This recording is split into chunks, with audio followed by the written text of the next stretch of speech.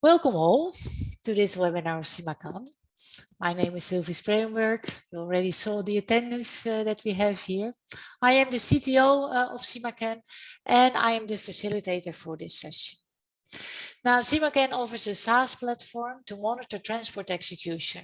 Our control tower compares the transport execution plan, execution with the original plan to help operators to re-optimize when needed. And we also support the electronic consignment node. And that's what this webinar is all about. We organize this webinar to inform you about what it is and also to get a better understanding of how you can improve the collaboration in the supply chain. Now, actually, it is Jacques van der Veer who accepted our invitation to share his insights with us. He's from Nyenrode University. And Jack, could you please shortly introduce yourself? Yes, thank you very much, Sylvie. Hello to all the participants. Very happy to be here in this webinar. Like you said, I'm a professor of supply chain management, and basically supply chain management is everything from the raw materials till the final customer, what we call the end-to-end supply chain, in which always many different organizations are active. And basically what we study is how can all these organizations jointly create value and reduce waste, and how can we all make the final customers happy. And within that field, I have specialized myself in this thing called collaboration. That's a really strange thing, actually, because everybody is in favor of collaboration. That is, at least nobody is against it. Nobody says to be collaboration. What kind of nonsense is that? No, everybody feels that we should do it. But on the other hand, in real life, in practice, it turns out to be very hard. And that's what I study. So basically, what are the benefits of collaboration? Why do people not collaborate? And what can we do about that? I also have my colleague here, Roy Strook. He was responsible for the e-CMR implementation in our platform. Roy, can you shortly introduce yourself as well? Yeah, Roy Strook, product manager at Simacan for several years. Always responsible for the roadmap, so the longer term developments that we have going on. And as such, I've also been heavily involved with the project for the digital freight documents, especially with Albert Heijn, that has been going on for the past year, and we're now going live with. So as such, quite a lot of experience, in particular with the e-CMR implementation and bringing that live. So I have here someone with a lot of knowledge about the e-CMR implementation and someone with a lot of knowledge about collaboration in supply chain management. I'm really looking forward to ask you some questions.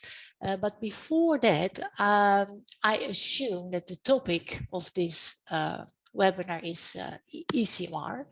But I'm not sure if everyone knows exactly what it is. You probably have an interest in this topic. That's why you subscribed. But to make sure we are all on the same page on what e-CMR is all about, I would like to start by sharing a short introduction video about this topic, and it will be about 2 minutes.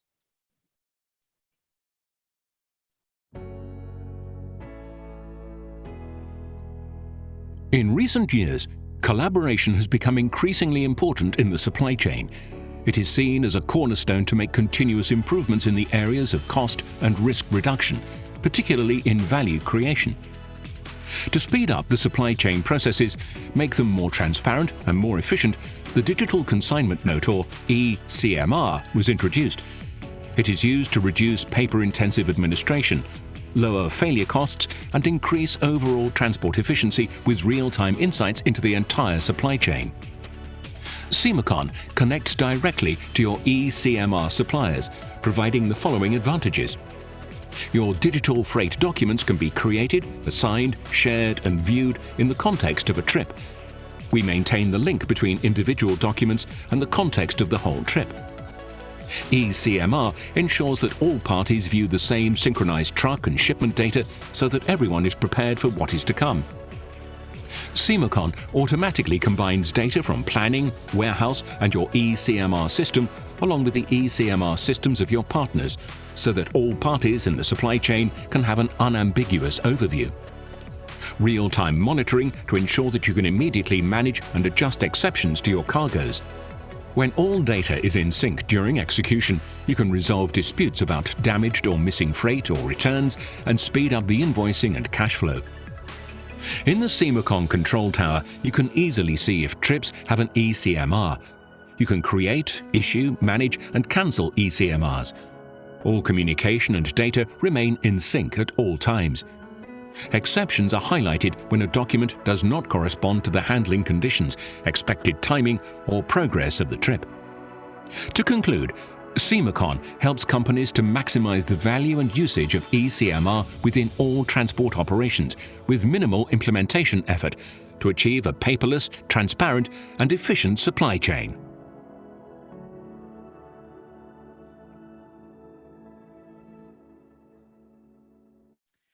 Well, this also sounds something like collaboration, something that you can't be against with. Paperless driving, real-time insights. Well, of course, we all want that. Now, before I start my first real question to Jacques, I would like to ask the audience to answer a question for me. It's a poll question and it will pop up on your screen. And the question is about your intentions to implement e-CMR on short term. And it pops up at my screen as well, but I cannot answer the question. Only attendees may answer this question. By the way, it's also possible to ask questions to Jacques directly, so I'm not the only person who can ask questions. However, you have to use the Q&A section that is in the bottom of your screen. You have to type in your question there, then we as hosts see the question and I can find the right time to answer the question, perhaps by typing it or perhaps by asking the question real time. Right, so Jacques, my first question for you, in the context of collaboration in the supply chain, which parties are really involved or should be involved? Yeah, well, ideally, the entire supply chain, like I already mentioned, kind of, we talk about end-to-end supply chain. That's all the way from the raw materials where we get the stuff till the final products when they go to the final customers. And so all organizations that are one way or another involved in this are actually all working on the same thing, namely to produce something that is worthwhile, considered worthwhile by the customer. So ideally, all parties in the supply chain should be involved in the supply chain. Now, this is a really hard thing because on the one hand, we would say, yeah, a supply chain, we have all seen pictures of supply chains, but supply chains are actually virtual things. So, you know, you cannot hold them, you cannot phone the supply chain, you cannot address the supply chain, hey, supply chain, work harder, or whatever it is.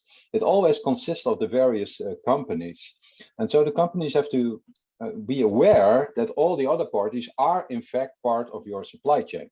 Now, every organization knows their suppliers, every organization knows their customers, but actually you should also know the customers of your customers of your customers of your, and the supplier of your, and that makes it frequently very difficult. And if you really start drawing the supply chain, it becomes a very huge thing, many organizations involved. So that's why we say only look at the strategic partners, only look at those organizations that are absolutely essential in creating the value, the ones that you cannot do without. If it's easily exchangeable between two organizations, then it's not a strategic partner, it's just, you know, a convenience partner. So, okay, long answer to a simple question, but it does require some tailor-made solutions to who to include in your supply chain and who not. But definitely it should go beyond your immediate supplier and your immediate customer and should go beyond your logistic service provider. It is a more integral thing to look at, like you also showed in your video. Yeah. The entire supply chain. Yeah.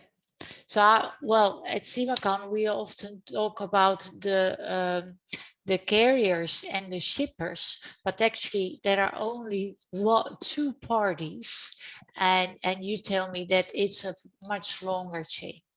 Yeah, definitely. So yeah, for me, even a carrier, a logistics service provider, is it a part of the supply chain? Of course, it's very essential that they play a role in their supply chain, but this is a decision-making body or not. And if they are a decision-making body, then of course they should be part of the supply chain because their decisions do matter.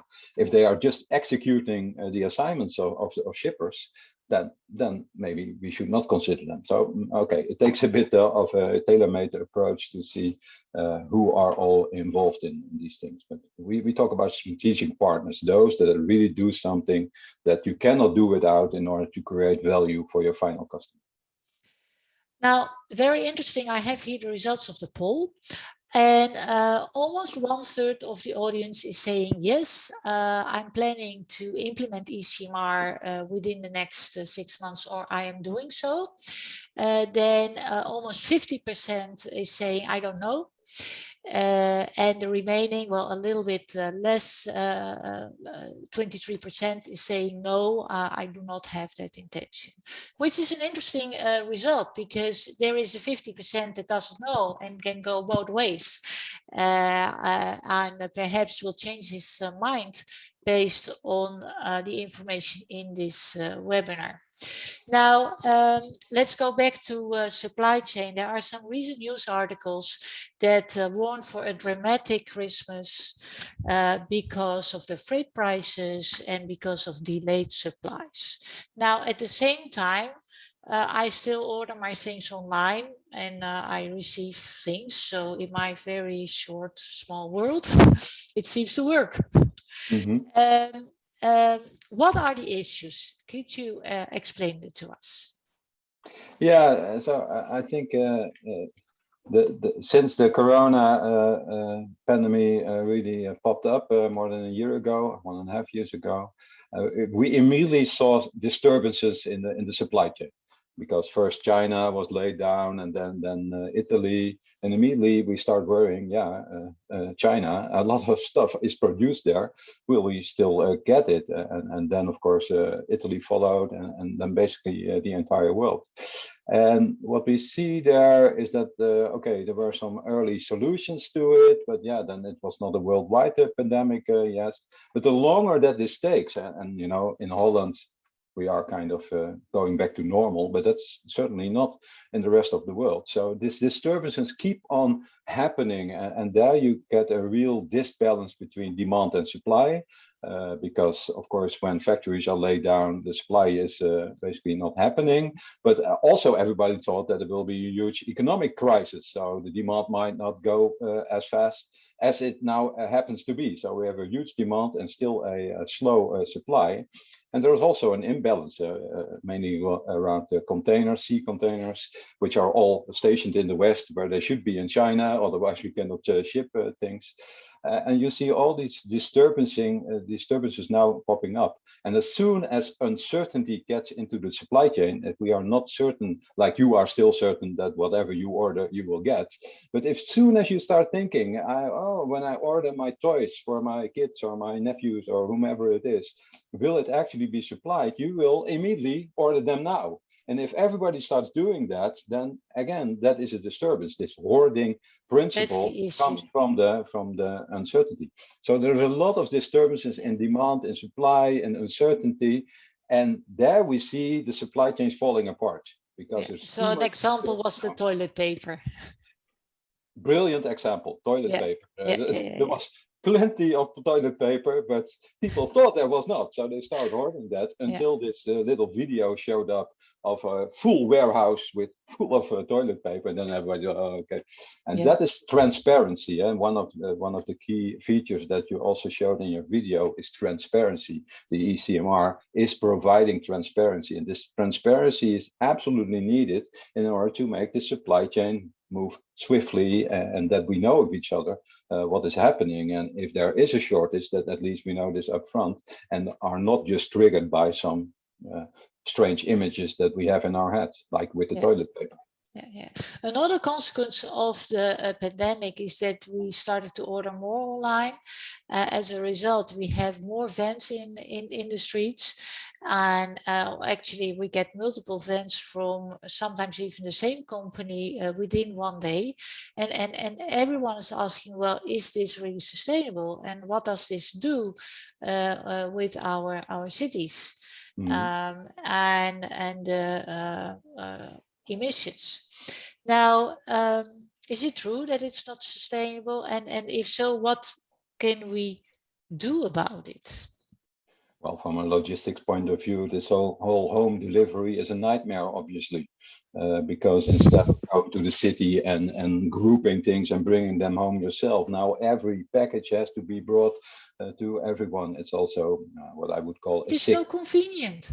Yeah, for the customers, it's really convenient. So it's really convenient from a customer point of view. But the business model underlying that is totally sickened. You know, there are lots of companies like Amazon who pump in an enormous amount of money, but the costs are still higher than the revenues that they get from it. But everybody wants to grab that market share because we customers like it.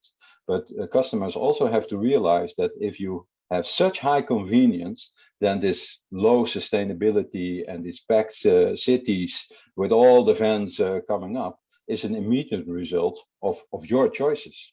And if we don't want that, then also customers should think about changing their mindset. And of course, in logistics and supply chain, we can think of better bundling these streams once these are there.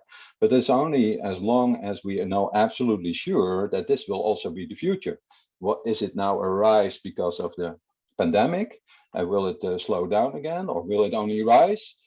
If you have certainty about the future, you can base your business model on that, and then you can say, hey, that's a bit strange here that we have 10 vans in the same street. We can do that more efficiently. Now, technology made this all possible, right? The internet, well, we already have it for more than 20 years, but that really changed our lives. Is technology also able to solve this problem and to optimize for sustainability? What can we expect from technology here? Well, I would not expect anything from technology. That's always a good start.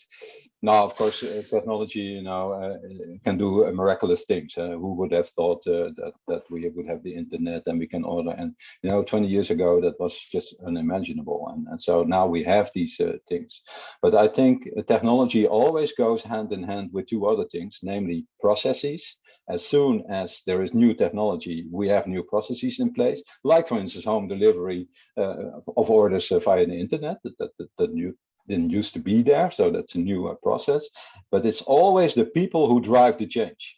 So if we would say, yeah, all these online web shops are very nice, but I'm not going to do it, then it will not be a success. If people start relying on them and starting asking a lot of demands from all the companies to deliver everything within an hour or at the agreed time, then we have the behavior of people that drive the change. So it's not the technology that's a driver for change. It is a facilitator. You have the opportunity. And so if we have to solve these issues, again, technology can come to our rescue, but we as the people who are making it work, people in companies, people at home, are basically the drivers for change. If we think sustainability is much more important than it is now, then maybe we don't start ordering online so much anymore, because we feel that we are, by our behavior, causing a difficulty. If we think, yeah, we are not changing our behavior and let technology solve it, then I don't think it will work. Now, I am CTO of a tech company, so don't ask me for my opinion. However, I would like to ask Roy for his opinion, because he worked on the e-CMR implementation with us. And what have been your insights and experiences, Roy? Well, I would definitely say that the story of Jacques is recognizable. Like the technology can be quite complex, especially with the amount of parties that are involved, the amount of actual decision makers involved, as Jacques named at the beginning. But the technology is solvable. And I think the main challenge that you always see is that the digital world needs explicit expression of states, of processes. And then you start to realize also the power of pen and paper about how much flexibility it allows. But the key is just to make sure that the technology does what it, or supports what it can support, and you're in control and conscious about the amount of flexibility that you can allow in such a digital collaboration. Now, Jacques, I have a question from the audience, and it is a topic that is not really related to any of the questions that we prepared. So I think it's interesting to just give you the question now, and then see how we can answer it in the remainder of the interview. So the question is whether there are specific market sectors that could benefit more than average from e-CMR solutions than others. So what are the differences between specific market sectors? You want me to answer that now, or? Yeah, well, you may make the choice. Yeah, let me just jump in, and maybe Roy has or yourself have more insights. I'm definitely not an e-CMR specialist, but the value of information is especially high, and this is all sort of for those situations where we need to be able to react fast and flexible on the circumstances. So if a lot of disturbances are there and we really want to adapt very quickly to the circumstances, then this type of software can really help us, because it provides us immediately with that information that we need. I always compare a little bit like when I'm in a traffic jam. Last time 1.5 years was not so much, but when I'm there, then my planning goes out the door. Okay, that is already a nuisance, but fact of life, we have to deal with it. But immediately I would like to know, how long is the traffic jam? How long is it going to take me? What are my alternatives? What are the options that I can do? And that is what the software provides. So for every situation where you need to be able to react very quickly to the changing environment and to have your options. And then this information, this trip information immediately helps you. So I would say for the parcel delivery, it can really help you. It can help you in fast moving consumer goods, and especially in convenience store and in perishables and all these things where time is really of a crucial issue. Where we have a planning horizon of 6 weeks or 10 weeks, then it really doesn't matter too much. Doesn't matter, yeah. That would be my takeaway. So whenever time is a very sensible issue, so speed and flexibility are your key performance measures, then this software is really a need to have, I would even say. Yeah, well, that's also a distinguishing characteristic of the markets that Simacan is active in. Right, Roy? Yeah, that's one of the sweet spots where we're coming from, like from our routing and traffic experience and background, because that was what we developed first, and then we basically with that went into the logistics domain. However, I do think it's really important to see that e-CMR is quite an impactful change. So it's there is a very broad domain or multiple domains where you can expect benefits. And there are also in each of the different segments, you see that the benefits where you want the next step to make are going to be different. So it can really be like already the benefits in just administration after the execution can already be huge and the main driver. But it can also be that you just want to make sure that you limit the amount of costs that are made during the transport of goods that are damaged or have a deficiency. And then all of a sudden you look into a totally different segment where you want those rewards. So I think if you look at e-CMR and the potential benefits, they are so broad that it's really crucial to just per domain look at which benefits are most important, but there are plenty, and I wouldn't take away one domain in advance already. Now, let's go into this standardization a little bit more. One of the things they say about standards is that it's so good that there are so many.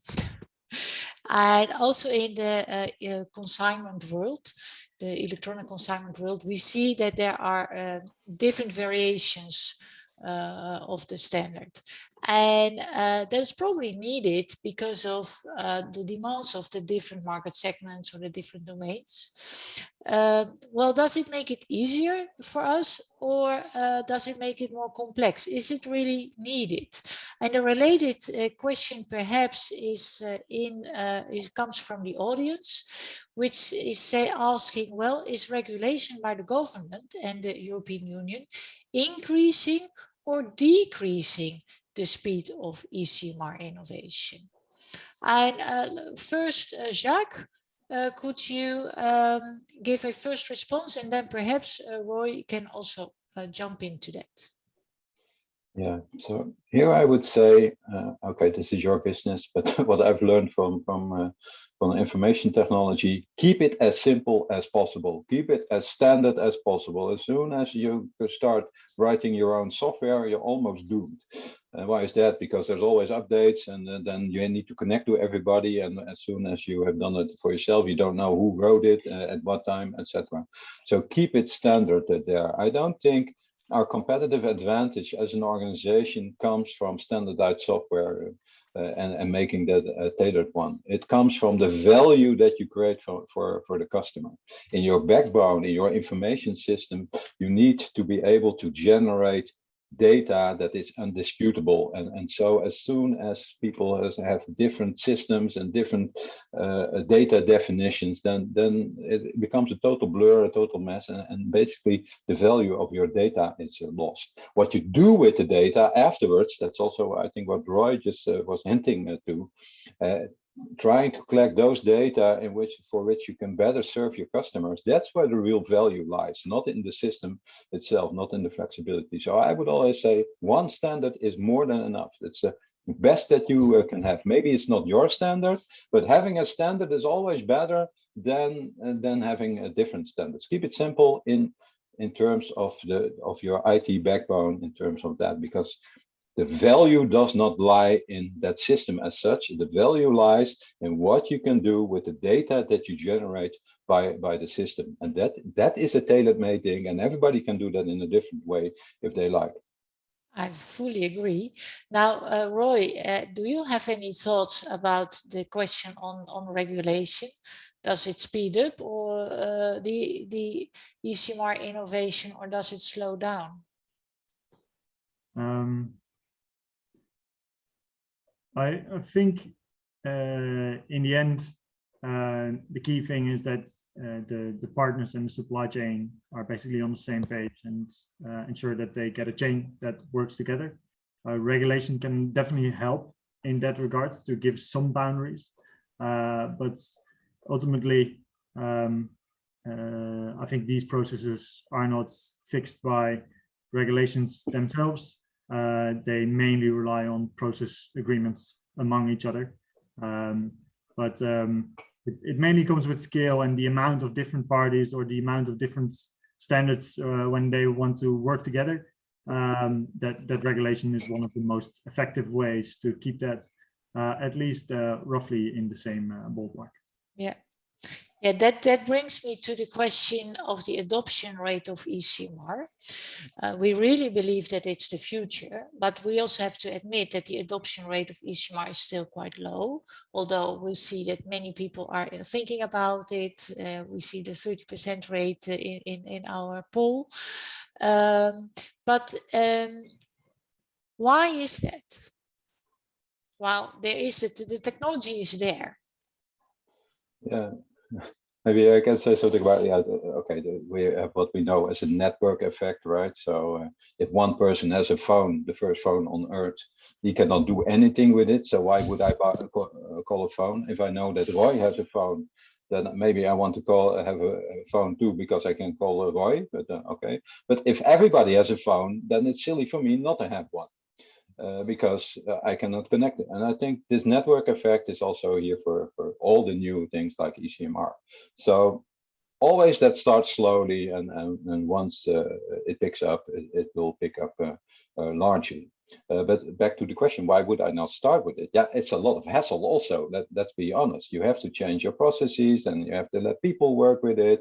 And then of course, yeah, the people that actually have to do the work are not per se the ones that will also benefit, because the largest benefit comes from the data analysis and the change of the process, and at the end the value that you are going to create together with the supply chain partners. So we should have a very clear idea on the benefits of e-CMR and e-CMR. And like many of these things, especially in logistics, I'm talking to my own friends here, we always are about efficiency and about risk management, etc.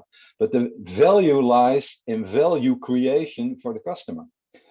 You have better data on the customer, you can faster deliver, you can more reliable deliver, maybe even more sustainable deliver, maybe frequently. And we have to see the value from the customer perspective, and not only in the limited area of logistics itself, because logistics in itself, yeah, of course, we have a lot of hassle, but we have a little, okay, well, a lot of hassle, we're not going to do it. But if you see the value of it and sharing information and satisfying your customer better, then the picture comes a totally different one. We have to look at this as a strategic way. If you don't share the data with your supply chain partners, sooner or later you will end up in supply chains just like we see now in the pandemic, that are totally dispersed, and we cannot deliver products to our customers anymore. Christmas, will we have Christmas?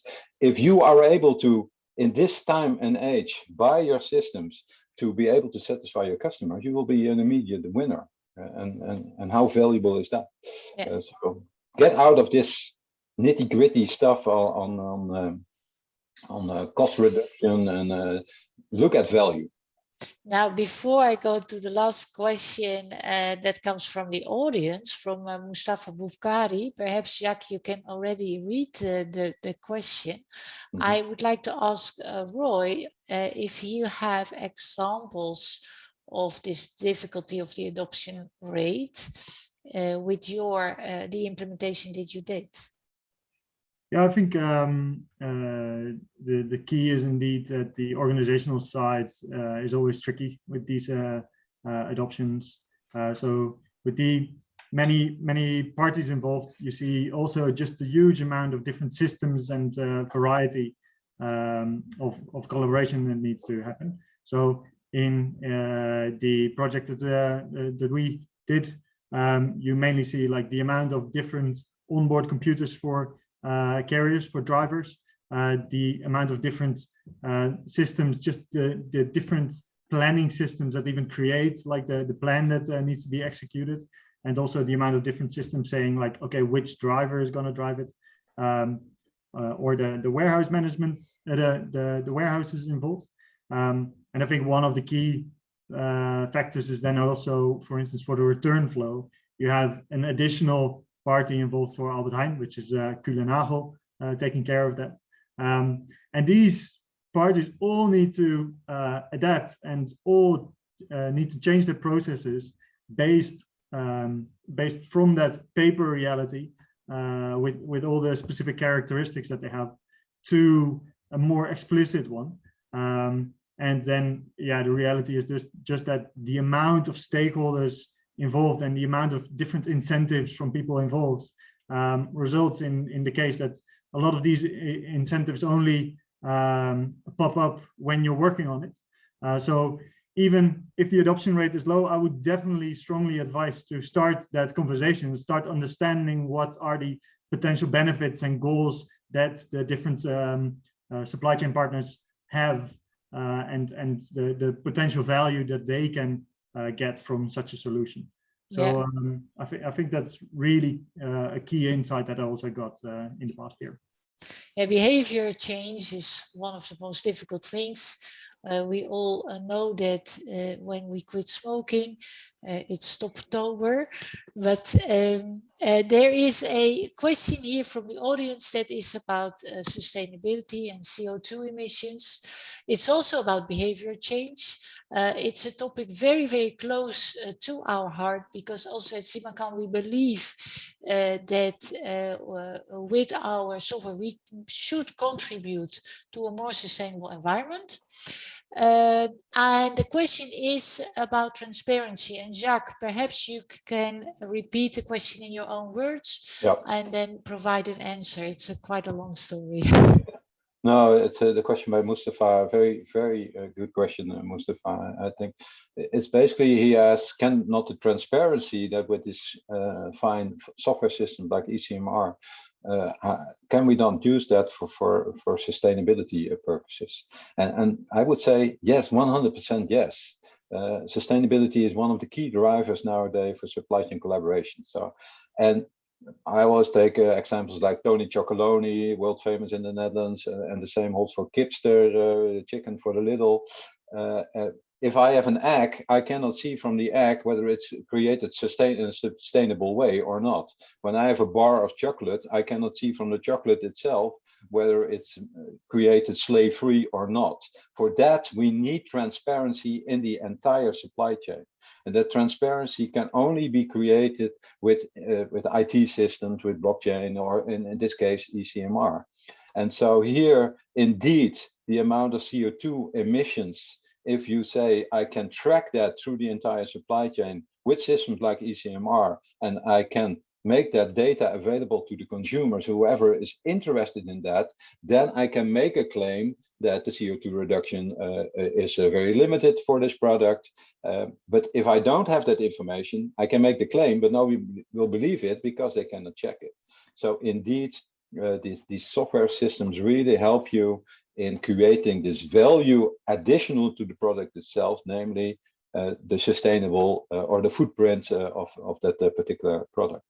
And so I think that is a very important application, especially for the future, now that we all are much more, let's say, sustainability aware than we ever used to be. Last words from Roy? Yeah, I would really like to add one more specific thing why the e-CMR is key for that. Because I think the administrative world, like the legal and the formal world, has been always kind of distinct from especially the kind of real-time monitoring that we do, sensor-based, just keeping track of the view, making sure that everybody sees the same reality. And I think e-CMR is one of the key steps where all of a sudden that sensor-based monitoring just gets directly related with the administrative formalities around handling goods. And that means that these two worlds combine, and you also get all the insights of all the last minute modifications that, for instance, if you optimize the planning, yeah, that's really nice, but all the edge cases during execution are quite impactful on the final contribution. And with such a step, I think you can bring these realities together, and that's a really great value to actually have a proper view on the sustainability impact of your decisions. Yeah, and I'm very proud that our 50 participant stayed more than 10 minutes almost later than we planned. But I think that was such an interesting discussion. Thank you very much, Jacques and Roy, and all the attendees for attending the webinar. I hope it has been informative for you. Our next webinar will be with TomTom, and it will be about safety and sustainability. So we continue with this topic.